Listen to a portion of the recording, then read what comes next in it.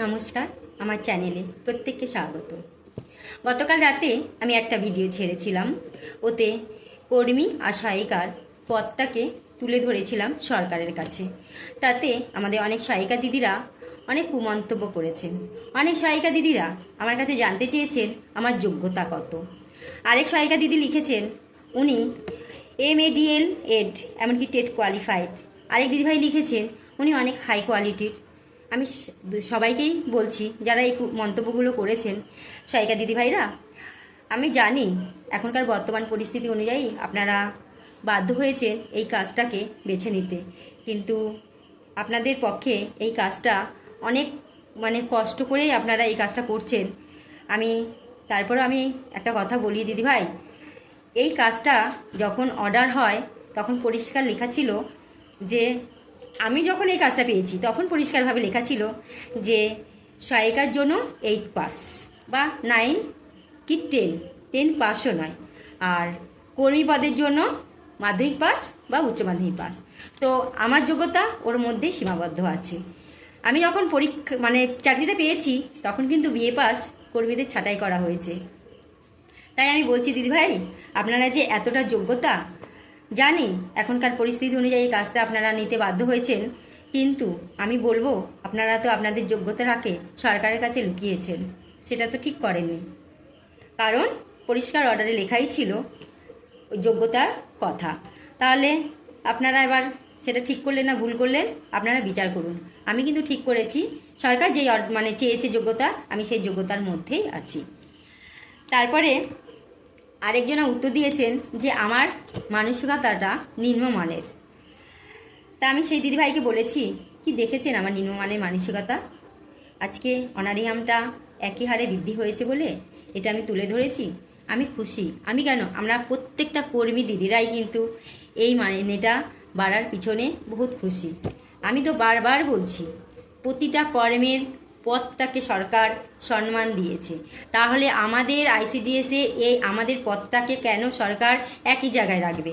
আপনারা কেন এটাকে গুলিয়ে ফেলছেন? কেন আপনারা কুমন্তব্যগুলো করছেন? প্রতিটা কর্মে, যেমনি পিয়ন, সে তো আবদার করতে পারে না পোস্টমাস্টারের মাইনেটা, আমরা কর্মীরা সুপারভাইজারের মাইনেটা আবদার করতে পারি না। একজন হাই স্কুলের টিচার হাই স্কুলের হেড টিচারের মাইনেটা আবদার করতে পারে না। এরকম কলেজের প্রফেসর কলেজের প্রিন্সিপালের মাইনেটা আবদার করতে পারে না। প্রতিটা পদের জন্য তো একটা মাইনে ভাগ করা আছে। আমি তো আপনাদের বেড়েছে কেন একই হারে, আমি তার জন্য কোনো হিংসা করছি না। খুব ভালো খবর, বহুদিন আমরা একদম খুবই কম মাইনেতে কাজ করেছি, তো আপনাদেরও বেড়েছে আমাদেরও বেড়েছে, এটা তো আনন্দের খবর। আমি তো সরকারের কাছে বার্তাটা পৌঁছাতে চাইছি যে পদটাকে আপনারা গুরুত্ব দিন। আচ্ছা বলুন তো দিদিভাই, আপনারা তো 5 বছর 10 বছর কাজ করার পর যখন সরকার থেকে কর্মী নিয়োগ করবে তখন তো আপনাদেরকেই টানবে, তাই না? তখন আপনাদের এই যে এত বছর কাজ করেছেন তার উপরে কিন্তু একটা পরীক্ষা হবে, তার উপরে কর্মী পদের জন্য আপনারা আবেদন করবেন। তাহলে তখন কি করবেন না? তাহলে আমি এই যে কথাগুলো বলেছি কেন এত আপনারা গায়ে নিচ্ছেন? আবার অনেক মা লিখেছেন, একজন দুজন মা লিখেছেন তার সেন্টারে কর্মী যাই না, সহায়িকা সেন্টারে পুরো দায়িত্বে আছেন। সেই মাটির উদ্দেশ্যে বলছি, দেখুন মা, আপনি একটা সেন্টারকে দিয়ে 1000 সেন্টারের কথা বলবেন না, আর সর্বশ্রেষ্ঠ কথা জানতে হবে। আমি জানি না সেই দিদিভাই কি পরিস্থিতিতে আপনার সেন্টারটা চালায় ওখানে। তো আমি যেটা বলছি, আমাদের বহু কর্মীরা না 2-3টে করে সেন্টার চালায়, তারা ঠিকঠাক করে নিজেদের সেন্টারে টাইম দিতে পারে না। একবার এই সেন্টার ও সেন্টার এরম করে তারা চালায়। সহায়িকা দিদিকে বলছি, একজন সহায়িকা দিদিভাই বলেছেন আমাকে কর্মী পদ ছেড়ে সহায়িকা নিতে। কেন দিদিভাই? এই আবদারটা কিসের জন্য? আমি আমার যোগ্যতায় পেয়েছি, পরীক্ষা দিয়ে পেয়েছি, আমি কোনো ঘুষ দিয়ে চাকরিটা নিয়ে নিই। তাই এই ধরনের কুমন্তব্যগুলো দয়া করে করবেন না। জানি আপনারা অনেক শিক্ষিত আছেন, কিন্তু সরকার যেই যোগ্যতায় এই কাজটা ছেড়েছে, আমি কিন্তু সেই যোগ্যতাটাকেই ফলো করে এই কাজে ঢুকেছি, তারপরে পরীক্ষা দিয়ে আমি পেয়েছি। তাহলে আমি আপনার কথায় কেন একজন সহায়িকা পদে আমি ঢুকবো বলুন তো? তাই এই কথাগুলো আপনারা দয়া করে বন্ধ করুন, ঠিক আছে? আমি বারবার বলছি, আমরা তো একই ছাদের নিচে দুজনা কাজ করি, কেন এই কুমন্তব্যগুলো দিয়ে ICDS-এ বদনাম করছেন? আমি তো বদনাম করছি না, আমি তো কালকেই আপনাদের সম্মান দিয়ে কথা বলেছি, কিন্তু আপনারা আমাদের কর্মীদের কি সম্মান দিচ্ছেন আজকে আমার এই মন্তব্যে? আমরা কোনোদিন কোনো সুপারভাইজারকে অসম্মান করি না তো।